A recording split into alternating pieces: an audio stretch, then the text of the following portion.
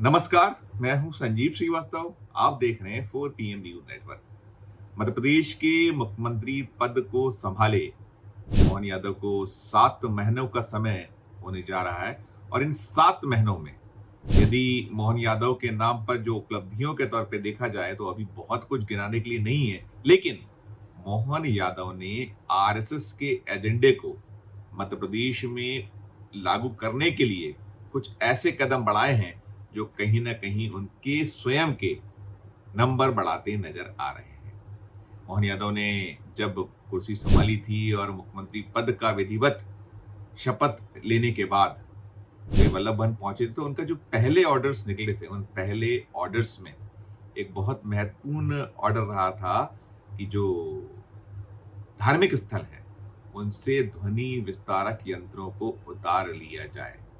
निशाने पर कौन था? साफ है, सबसे ज्यादा यदि कहीं कोई तकलीफ संघ या जो बीजेपी के अनुशांसिक संगठन हैं उनकी आपत्ति अजान को लेकर रहा करती थी, और जो मस्जिदों से अजान होती है उस पे तीखी आपत्ति, तीखी आलोचना वे किया करते थे। और कई राज्यों में इस तरह का प्रयोग जो बीजेपी शासित राज्य है वहां हुआ था, और मोहन यादव ने जब मध्य प्रदेश में कुर्सी संभाली थी तो ये पहला प्रयोग उन्होंने ध्वनि विस्तारक यंत्रों को लेकर किया था। और वो जो ऑर्डर था उसकी गूंज, उसे लेकर जो बहस है अभी तक चल रही है। और अभी तो ये भी हुआ है कि बहुत सारी जो मस्जिदें हैं मध्य प्रदेश की, वहां से ये मांग उठी है कि ये जो बैन किया गया है या जो ध्वनि विस्तारक यंत्रों को उतारा गया है उसे पुनर्बहाल किया जाए। दरअसल ये कहा जा रहा है मुस्लिम समुदाय, मुस्लिम समाज की ओर से, उनके उलेमा या जो उसके धर्म के जो पैरोकार हैं उनका कहना है कि ये करने के बाद से मस्जिदों में नमाजियों की संख्या गिरी है। इंदौर में तो बाकायदा इसे लेकर ज्ञापन सौंपा गया है। 3 दर्जन से ज्यादा मस्जिदों के जो उलेमा हैं या जो वहाँ पूरे का पूरा उस मस्जिदों के संचालन में रोल प्ले करते हैं, जो धर्म के पैरोकार हैं, उनकी तरफ से बाकायदा लिखित में मांग की गई है कि ये जो है व्यवस्था को बहाल किया जाए। ये जो संख्या है नमाजियों की निरंतर गिर रही है, अजान ना वक्त पर सुन पाने या वो नहीं होने के कारण, क्योंकि ध्वनि विस्तारक यंत्र उतर गए हैं तो अब अजान नहीं हो पा रही है। तो एक मसला मामला ये है। और अब विधानसभा चल रही है मध्य प्रदेश की, और मध्य प्रदेश की विधानसभा में शुक्रवार को एक अशासकीय संकल्प आया। उस अशासकीय संकल्प में मदरसों पर नकेल कसने का सरकार का एक रुख और रवैया साफ तौर पर नजर आया। शुक्रवार को जो है वो अशासकीय कार्यों का दिवस होता है, तो शुक्रवार के दिन 5 जुलाई को सदन में भारतीय जनता पार्टी के एक विधायक अभिलाष पांडे जो जबलपुर से आते हैं, उन्होंने एक अशासकीय संकल्प रखा। और उस अशासकीय संकल्प में संविधान की जो धारा 29-30 है उसका उल्लेख करते, हवाला देते हुए साफ तौर पर कहा गया कि मदरसों को इमदाद तो मिलती है सरकार से, लेकिन वो जो वहाँ शिक्षा का स्तर है या जो शिक्षा दी जानी चाहिए बच्चों को, वो उसका सरकार का या जो केंद्र सरकार का एक इस पूरे मसले पर रुख है वो पूर्ण नहीं हो पाता है, उनका ये कहना रहा। और उन्होंने इसमें मांग उठाई है कि ये जो मदरसे हैं इनको या तो जो राष्ट्रीय शिक्षा नीति है उसके तहत शिक्षा देनी चाहिए, अन्यथा ये जो जो शिक्षा वहाँ दी जा रही है धर्म की शिक्षा वो उचित नहीं है। इस पर बहस हुई बाकायदा। प्रशासकीय संकल्प फिलहाल तो वापस हो गया, लेकिन ये निकल कर आया कि सरकार का अगला निशाना अब मदरसे, और मदरसों पर निशाना कोई नई बात नहीं, ये भी आरएसएस का एजेंडा रहा है। आरएसएस निरंतर मदरसों पर नकेल कसने के लिए प्रतिबद्ध नजर आई है, और जहां जैसा अवसर मिला है मदरसों को लेकर वहां वैसा प्रयास भारतीय जनता पार्टी की सरकारों की ओर से हुआ है। कुछ ना कुछ जो एक कैसे इस पर एक नकेल कसी जा सके वो निरंतर नजर आया है। तो कुछ ऐसा ही कदम दिखा, और जब इस पर चर्चा हुई और इस पर बातें उठी तो यही कहा गया, और उसमें तालिबान भी आया, कहीं ना कहीं तालिबान की भी बात हुई।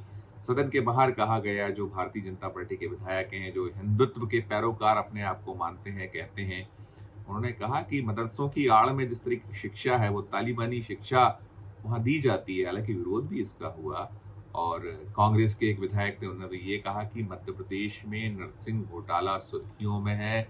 नरसिंह घोटाले को लेकर सरकार के पास जवाब नहीं है, क्योंकि बहुत बड़ा घोटाला है। बड़े पैमाने पर मध्य प्रदेश के बच्चे परेशान हैं, उनके पेरेंट्स परेशान हैं। ध्यान हटाने के लिए यह संकल्प लाया गया और ये संकल्प सही नहीं है, ये दावा किया गया कांग्रेस की ओर से। इधर भारतीय जनता पार्टी तो अपना जो उनका एजेंडा है या सरकार का जो एजेंडा है उसमें लगी है।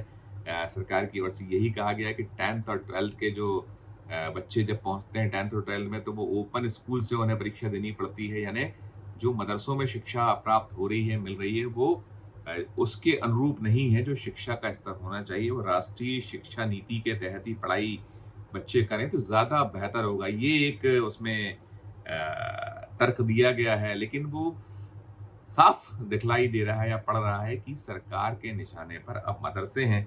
और सवाल तो ये भी कहीं खड़ा हो रहा है कि क्या जैसे ध्वनि विस्तारक यंत्रों को प्रतिबंधित किया गया है, तो मध्य प्रदेश की मोहन यादव सरकार, मध्य प्रदेश के मुख्यमंत्री मोहन यादव इस फिराक में है या इस गुस्तारे में है कि कैसे मध्य प्रदेश पर नकेल कसकर जो राष्ट्रीय स्वयंसेवक संघ है, जिनकी कृपा रही है मोहन यादव के मुख्यमंत्री पद तक पहुंचने को लेकर, वो जो पहुंचे हैं उसमें साफ माना गया है कि वो आरएसएस की जो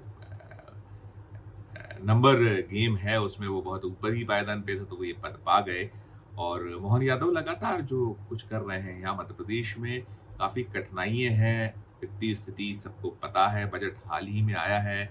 3.65 लाख करोड़ के बजट में बहुत सारा जो आने वाला जो वक़्त है, आने वाला जो 2024-25 का जो वित्तीय वर्ष है, उसमें बहुत बड़े पैमाने पे कर्ज़ लेना पड़ेगा। उसको लेकर भी उँगलियाँ उठ रही हैं, आवाज़ उठ रही है। तो निश्चित तौर पर बहुत सारी कठिनाइयाँ जैसे अन्य राज्यों में भारतीय जनता पार्टी सरकारों के समक्ष हैं, या और राज्यों में जो दीगर दल की सरकारें उनके समक्ष है। केंद्र में कठिनाई है, केंद्र में तो कर्जा जो है 200 करोड़ से ऊपर का दायरा पार कर चुका है, तो मध्य प्रदेश सरकार भी कर्ज ले लेकर काम चला रही है। माना यह जा रहा है कि जो आने वाला वित्तीय वर्ष जब ये जो चल रहा है ये समाप्त होगा, तो कर्जा मध्य प्रदेश पे 4.5 लाख करोड़ टच कर जाएगा। यानी बहुत बड़े स्तर पर कर्जा होने वाला। इन सब के बीच यदि कुछ है अपने नंबर बढ़ाने के लिए मुख्यमंत्री के पास या जो मोहन यादव के पास, तो उसमें तो यही सबसे बड़ा हथियार है, वो गौ मामले जो हैं। आप लगातार देख रहे हो कि मध्य प्रदेश में गौ हत्याओं से जुड़े मामलों पर किस जबरदस्त अंदाज में कार्रवाइयाँ हो रही हैं और किस तरीके से उसको तूल भी दिया जा रहा है, उसको बहुत हाइप दिया जा रहा है कि देखिए हम क्या कुछ कर रहे हैं। साथ-साथ मोहन यादव के पक्ष में एक बड़ा जो स्थिति रही है वो रहे हैं लोकसभा 2024 के चुनाव रहे हैं। 2024 लोकसभा चुनाव में मध्य प्रदेश में भारतीय जनता पार्टी ने सभी 29 सीटें जीती। 29 सीटें जीतकर एक मोहन यादव के नंबर बढ़े हैं, पार्टी के नंबर तो बड़े ही बड़े थे। चूँकि नेतृत्व मोहन यादव का है तो माना ये गया है कि अच्छा काम भी करें, लेकिन इन सब के बीच उनकी जो पूरी की पूरी कार्यशैली है, कार्य पद्धति है, जो उनके दैनंदिन के कामकाज, उनकी जो कहीं न कहीं वक्तव्य आते हैं उसमें साफ झलक रहा है, दिख रहा है कि जो एक हार्डकोर हिंदुत्व की जो मशाल है वो उठाए हुए हैं और उस मशाल को कितनी तेजी से धधकाया जा सके, इसके प्रयास भी उनकी तरफ से हो रहे हैं। तो इन्हीं सब कड़ियों में जो मदरसों को लेकर शुक्रवार को विधानसभा में नज़ारा पेश हुआ, शासकीय संकल्प आया, उन सबको इसी से जोड़ा जा रहा है। भले ही विपक्ष ये कह रहा है कि सत्तारूढ़ दल के पास बहुत कुछ है नहीं बताने के लिए, सत्तारूढ़ दल हर मोर्चे पर फेल है, मुख्यमंत्री मोहन यादव हर मोर्चे पर फेल हैं, राज्य की वित्तीय स्थिति बदतर हो गई है, साथ में कानून व्यवस्था के हालात बहुत बदतर हैं, साथ-साथ हर मोर्चे पर सरकार को असफल बता रहा है विपक्ष। लेकिन मोहन यादव अपने स्तर पर अपनी जो उनका आरएसएस का एजेंडा है, उसे आगे बढ़ाकर कुर्सी को मजबूती प्रदान करने में लगे हुए हैं। इस तरह के संकेत या इस तरह की ध्वनि उनके फैसलों से परिलक्षित हो रही है। कितना नंबर वे बढ़ा पाएंगे, कब तक वे चल पाएंगे, तो आने वाला वक्त बताएगा। लेकिन फिलहाल मोहन मोहन है मध्य प्रदेश। एक दौर में मामा मामा होता था, आज मोहन मोहन हो रहा है। तो जो कुछ भी और इस सब से जुड़े मसले मामले हैं सामने आता रहेगा, हम अपने दर्शकों तक पहुंचाते रहेंगे। इस वीडियो में फिलहाल इतना ही। हम फिर किसी नए विषय, किसी नए वीडियो के साथ आपके समक्ष उपस्थित होंगे। हमारा अनुरोध कि हमारे इस चैनल को लाइक कीजिए, सब्सक्राइब कीजिए और यदि आपने मध्य प्रदेश चैनल का हमारा बटन नहीं दबाया है तो उसे ज़रूर दबाइए। हमारा हौसला अफ़ज़ाई करते रहिए। हमारे इस वीडियो के कमेंट बॉक्स में जाकर बताइए कि ये खबर आपको कैसी लगी। हमारे इस वीडियो को अधिक से लोगों से शेयर भी कीजिए और देखते रहिए 4 PM न्यूज़ नेटवर्क। धन्यवाद, नमस्कार।